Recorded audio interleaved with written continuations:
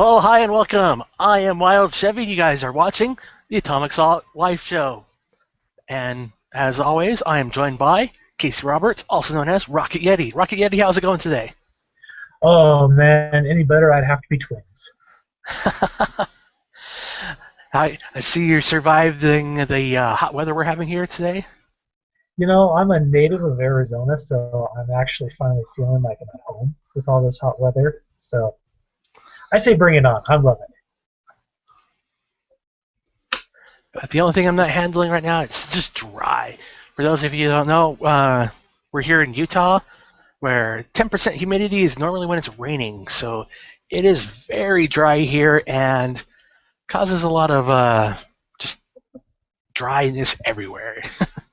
But the upside is that you can prime 9 months out of the year with a spray can in your garage. Very true. I don't know what humidity is until I go out of state, and I'm like, oh, what is this feeling of fluid in my joints?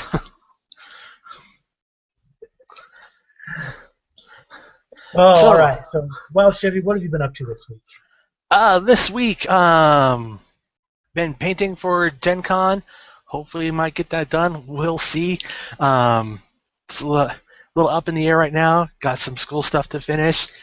And as soon as school stuff finishes, I might be flying. So, trying to get all time put away right. I have been practicing my Warmachine list. Let's see, what else have I played? Not much else. Nope. How about yourself? You know, it was actually kind of a busy week this week. I did a little bit of infinity painting. I finished up Diomedes. I actually don't have any pictures of them on my computers, so otherwise So, I'd show them to you. come on, you need to post it. Yeah, it's up in a few places. I'll try and disseminate it a little more widely. It's actually on my Google Plus, so if you guys click on my profile, it'll take you right to it. And He turned out okay. I mean, we do have a Facebook page now, and if you like, we'll put the link down in the comment below, or in the description below, so you can actually like our Facebook page. Hopefully, we'll get Casey to post some photos on Facebook. I'll tell you what, if we get 100 likes, 100, I will join Facebook. I guarantee it. There you go, folks. So, there you go. Your first competition. It's the community effort to get Rocket Yeti on Facebook. I feel like share this old with your grandpa. friends. I'm like the old grandpa. I don't need a telephone in my house. I can just walk to the neighbor's house if I want to talk to them. I realize I'm like one of the last people in the world who doesn't have Facebook, and how ridiculous it really is. But at this point, I've made it a habit. So unless you guys want to break it. But in other news, I did actually play my first game of 7th edition, 40K. We were doing practicing for the Feast of Blades doubles tournament. So it was 4 players, 2 teams, each with 1,000 points. So we had Orcs and Bugs and Blood Angels and Tau. And how did that go for you? We pulled out a victory for the Tau and the Blood Angels. So I think we've actually got a really strong list. But at the same time, I've got the 2 guys are kind of new to their new codices, the new Bugs and the new Orcs. So I think once they kind of get their feet on the ground or their claws on the ground, depending on which player you're talking about, and we start using some tactical objectives, I have a feeling they are going to become very, very dangerous. What did you think facing the new Orcs? Feels a lot like the old Orcs, to be honest. They just... I can't say much about it. It's kind of like what everybody else has said is, yeah, they're Orcs. They've kind of stripped down some of the more exotic pieces out of the codex to kind of make it.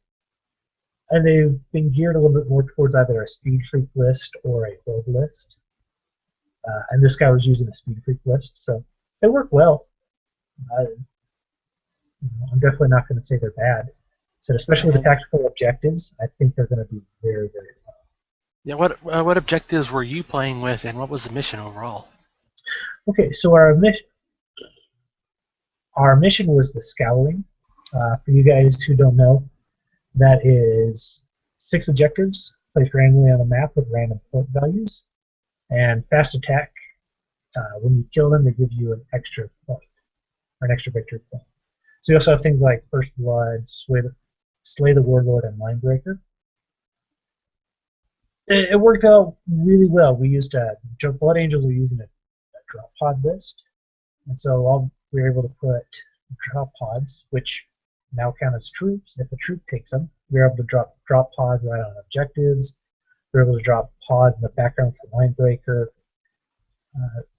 And then with Tau guns backing them up. So it worked really, really well.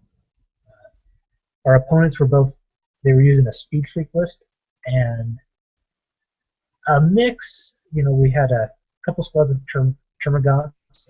Termagon. Mama went a little crazy. I think she birthed something like 40 babies during the game. Yeah. And used a couple of big bugs for Synapse. So all 40 babies were fearless the entire game.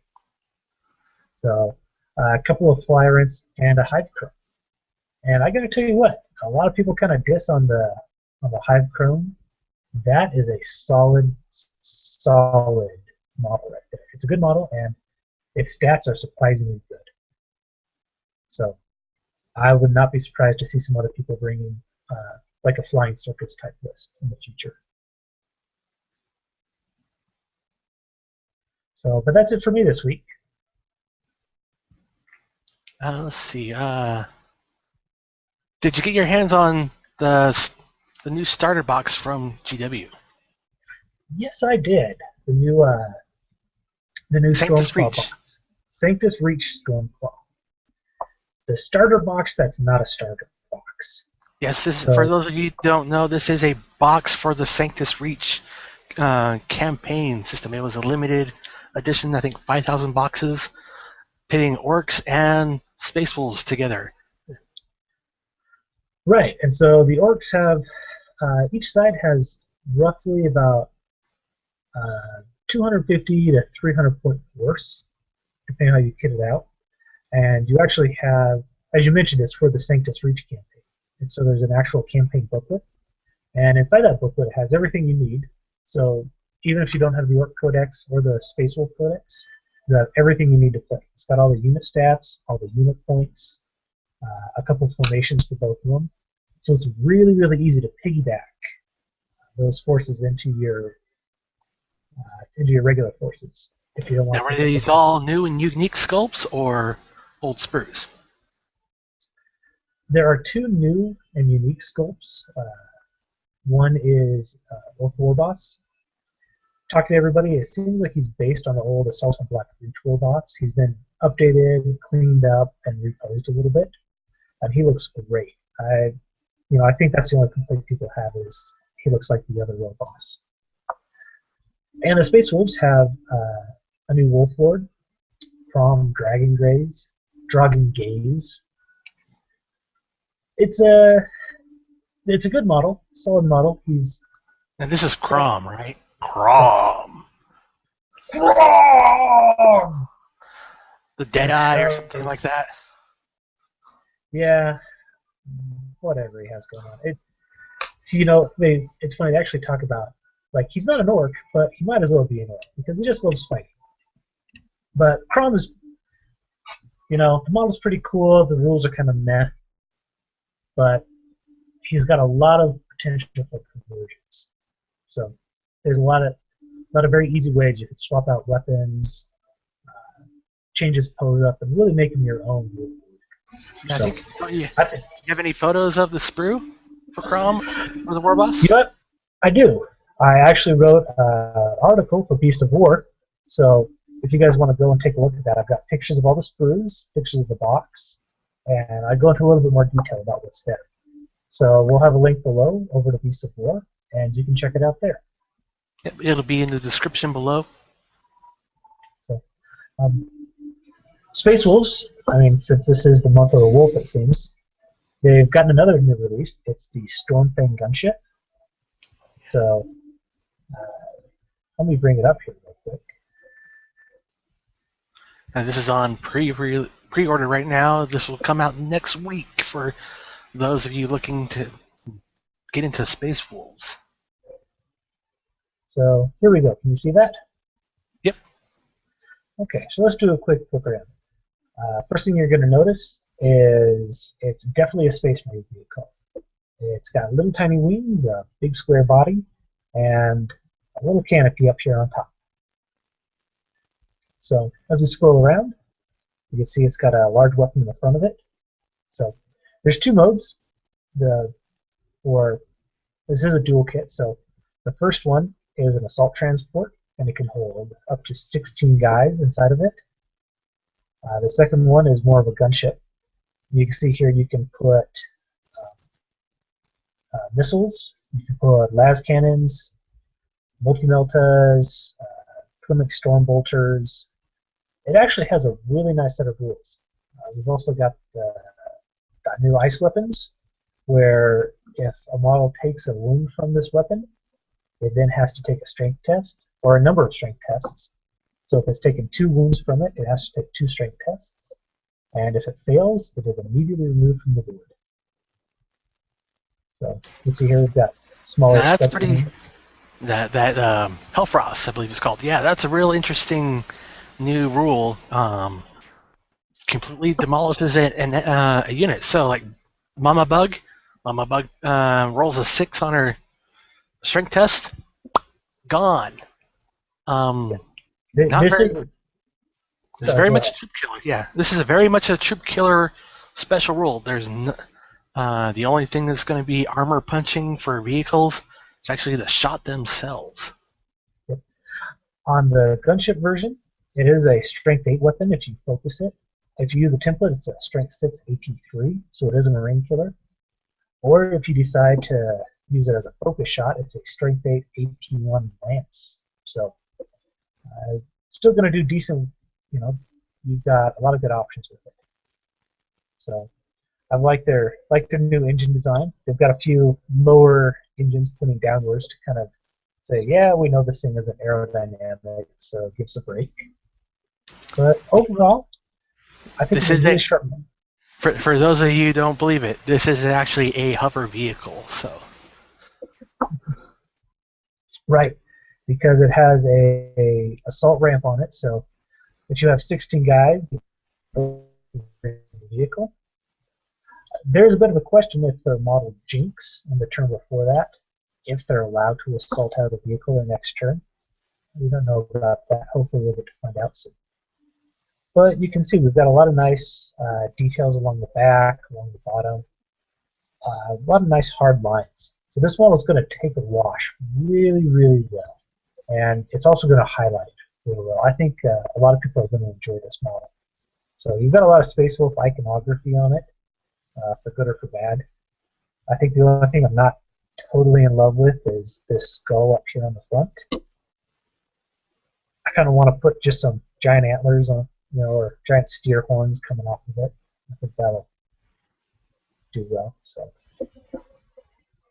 and I think it's a 12-12-10 or maybe 12-12-12 all around for armor facing. It's got ceramite plating, so this is just like a Storm Raven. Meltas won't affect it for extra crispy. Yeah, most ranges on the guns are 24 inches, so yeah. yeah, it's a solid model from top to bottom. Solid enough that people are starting to complain that it's only good for, GW is trying to just push the model by giving it amazing news. So we'll see. I like it. I don't know. If I hang on to the Space Wolves for my box set, then I'll definitely be picking one of those up. So they'll be flying in style. Pretty cool.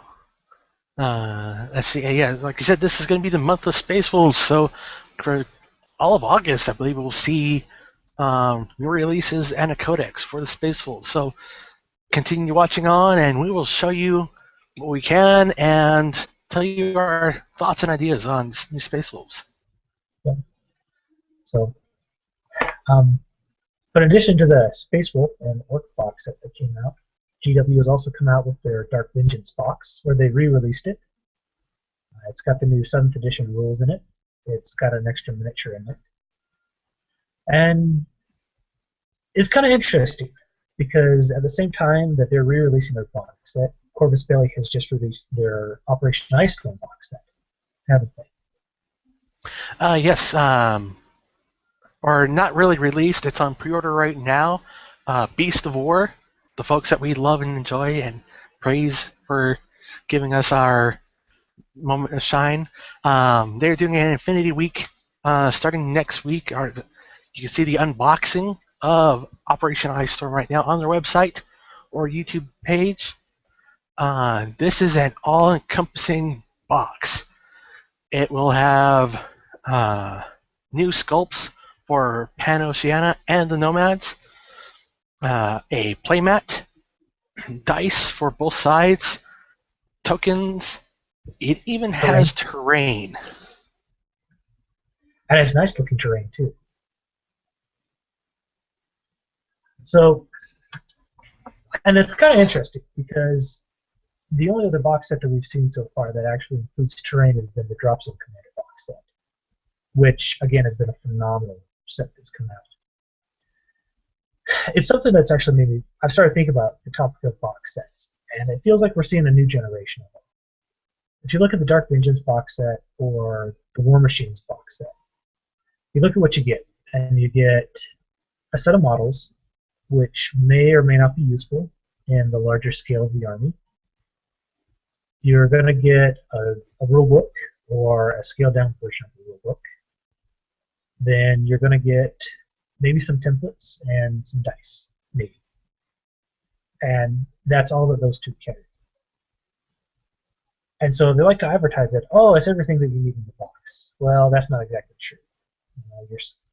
You're still going to need terrain. You're still going to need to set things up.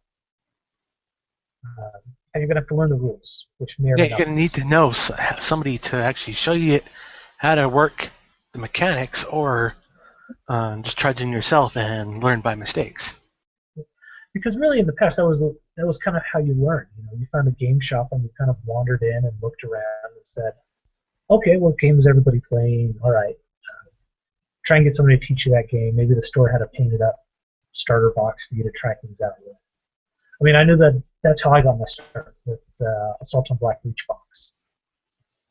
But then you pretty quickly found out, well, I can't really do much with this box, or I'm having to take this box back into your local game store time and time again. So that's not quite fair. But the interesting thing about Operation Ice Storm and Drop Zone Commander is they both have campaigns that will walk you through how to learn the game.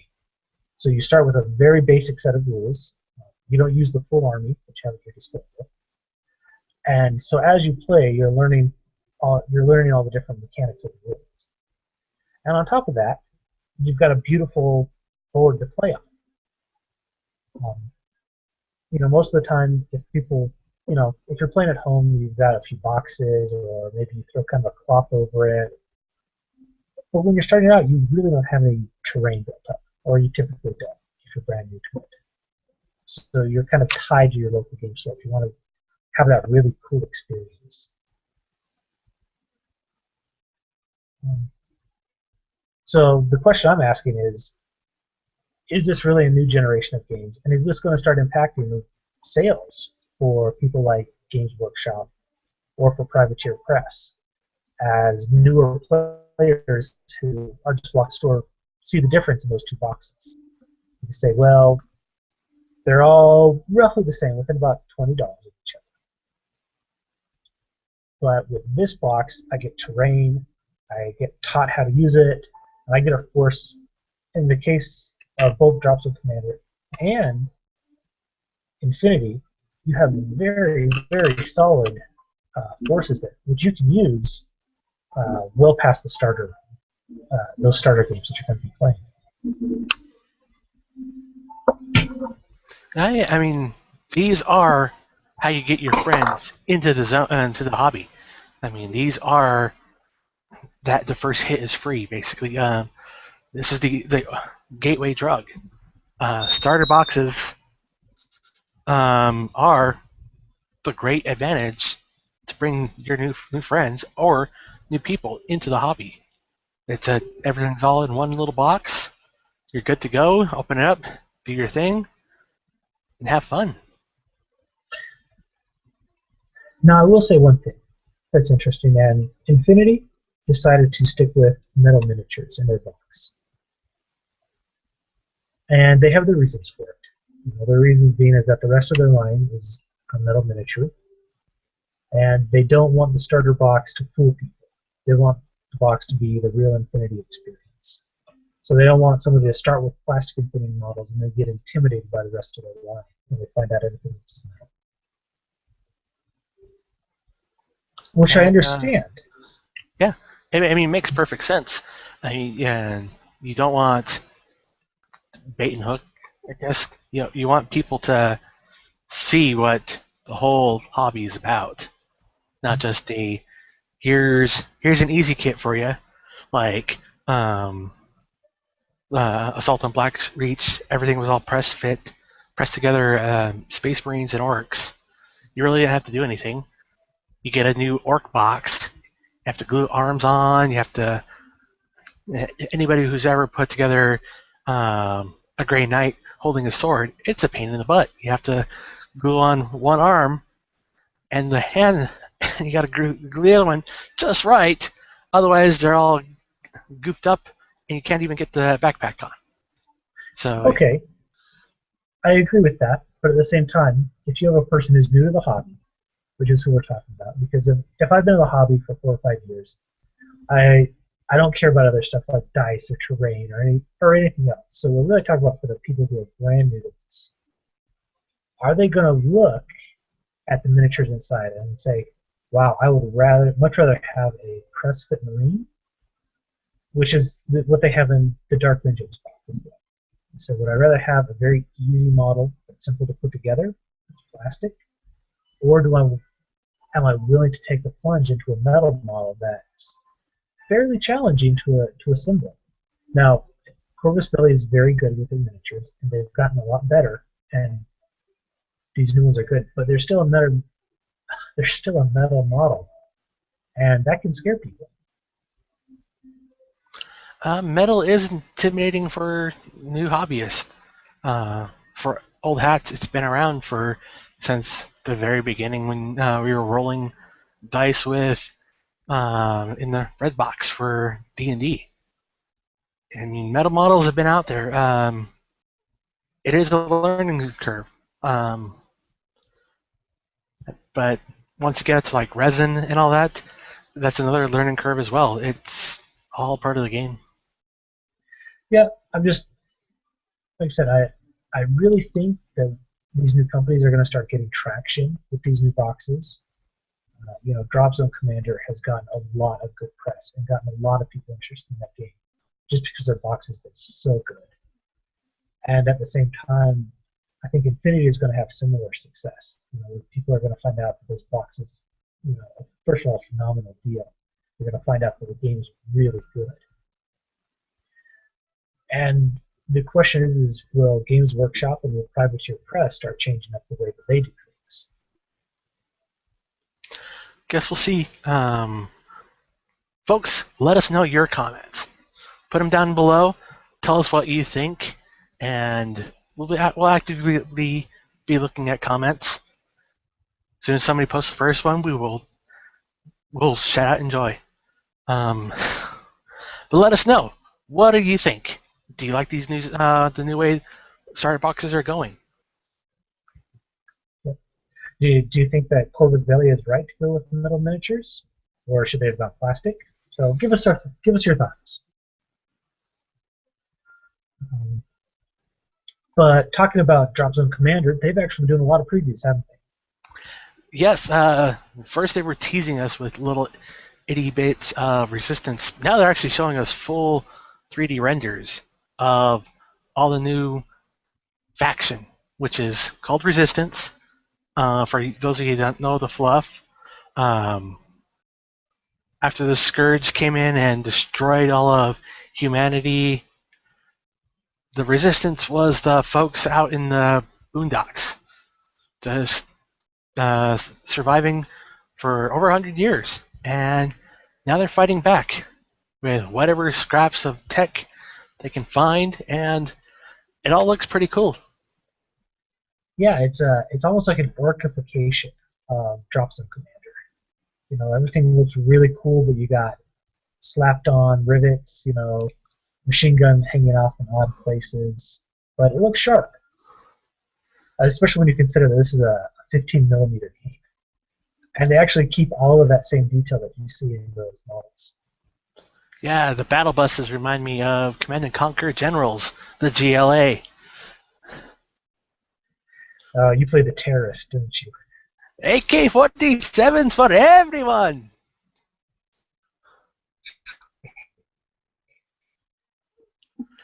Okay, moving on. Corvus Belli, we've talked about their starter box. They are going to be out at Gen Con. They've got a few other things going out there. So they've been previewing those. We're going to see a new cosplay model for the Neoterran bolts. What do you think about that one, Alan? It looks pretty cool. It looks like a little bit of a head swap from their existing lines. I know you have you have a little issue with the head because it's anime-ish, or I'm not. What do you think, Casey? So, like you said, the body is. We've seen the body and we've seen the gun, and they're really just swaps from other models from other bolt models that already exist. So that's nothing new. It looks pretty mannish in just the models, but Angel has worked his magic on it, and so it doesn't look too bad. But the body looks just a little too, or the head looks a little too big for the body. I think that's what throws me off. Corvus Belli does a great job on a lot of things, but this one feels a little rushed, and I think it kind of shows. That's the nicest way I can put that. Well, we'll find out what Tabitha Lion thinks here in 17 days when we see her at Gen Con at the Infinity booth. I'm sure you'll be interviewing her and getting her phone number like you do with all the other cosplay ladies. Not all of them, just the ones that like to talk to me. For those of you who don't know, you're going to have to do a little bit of research on Alan. And he tends to interview all the cosplay girls that are hanging around the booths. At Gen Con, there's only like 2 or 3, and so happens to be from really a lot of the companies I like to enjoy shopping from. Yeah. Do you know if Soda Pop always has her around? Soda Pop has their Soda Pop girls. I believe Marie Claude will be there again this year, maybe with a new costume. We'll find out. You're going to get her phone number this year, right? I don't speak French Canadian. You know what? It's the language of love, sir. Eh?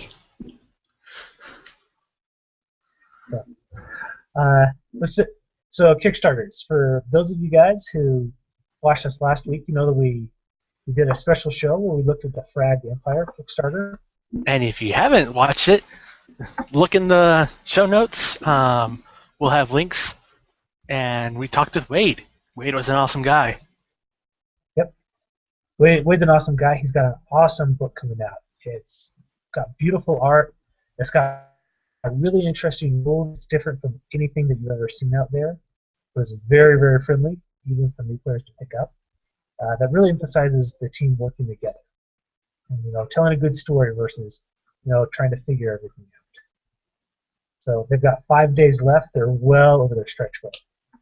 Talking to Wade, the book's is essentially already done. At this point, it's seeing what other extras you can pack in there. So go check out Fragged Empire. It looks great.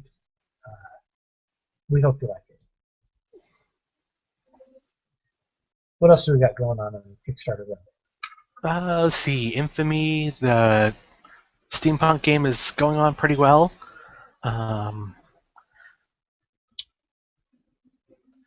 Let's see. I believe they just showed a crossover miniature just recently. It's for Wrath of Kings I'm not sure which other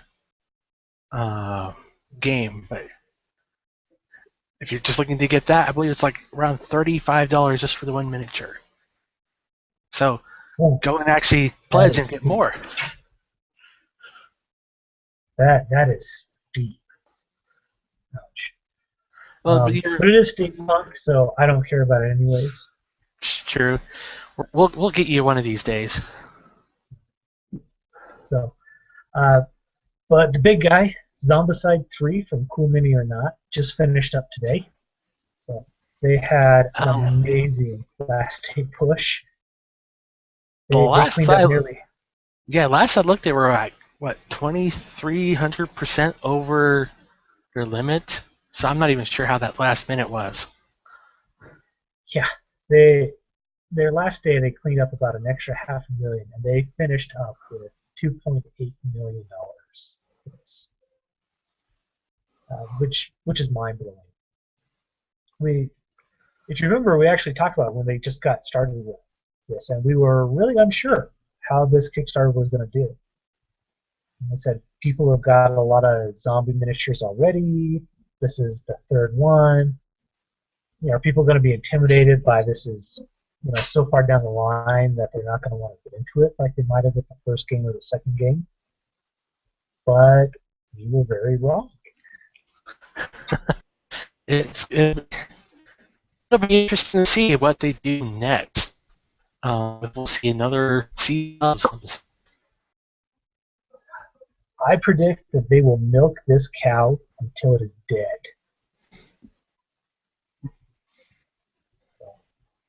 It'll come back to life. As a zombie cow. But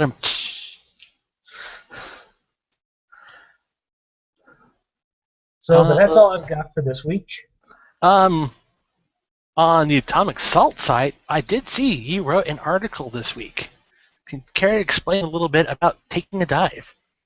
Oh, we're gonna get into that. I hope we're gonna avoid that. Oh well. Yeah.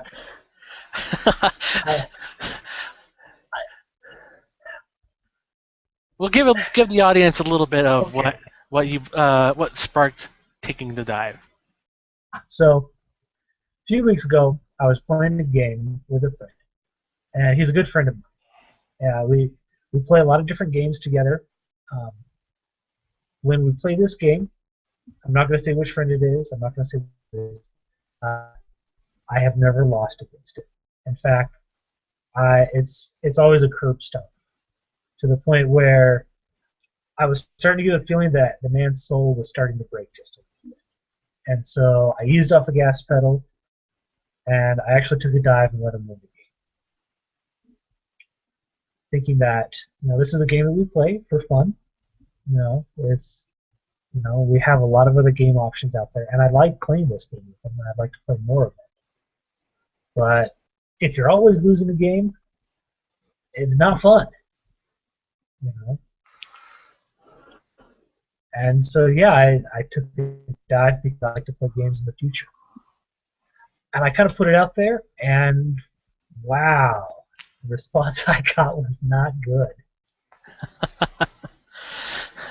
Well, it's fairly interesting. I mean, I know they say doing a demo game, you always let the demo, who you're demoing to, win the game, and that that's to get the hook into new players, let them feel they get behind, because you don't want to walk in, hey, what's this game, and then just get completely rolled over. You're not gonna ever play it again. You're like, screw this. Yeah, this is a little bit different scenario, and so and I think that there was enough negative bias right up front that anybody who might have agreed with me might have probably stayed silent. Or maybe not. Maybe I'm the only person who's ever taken a dive for the sake of their friendship. I know I've been accused a few times, but no, I mean, no, to completely. I mean, there are some times where you can go real risky for the win, or you can hold back a little bit. I mean, a case where you'd be like, I could easily win this game, but I'm just going to move this guy out and let him get completely destroyed. That might be a little bit more obvious. And to be fair, we all do it to a certain extent. I mean, if we were all of the mindset that, yes, I am playing every game as hard as I can, I will crush my opponent because that will only make him better and stronger. If that was true, everybody would be running net lists all the time. You know, all we'd see is, you know, Eldar, Dark Eldar combinations, 2+ rerollable saves, and everybody would be playing uberly competitive. But that's not the case. You know, we all let off the gas to some extent. You know, we all value our friendships. Well, most of us do. There's a few guys at our local game shop I can think of that might not.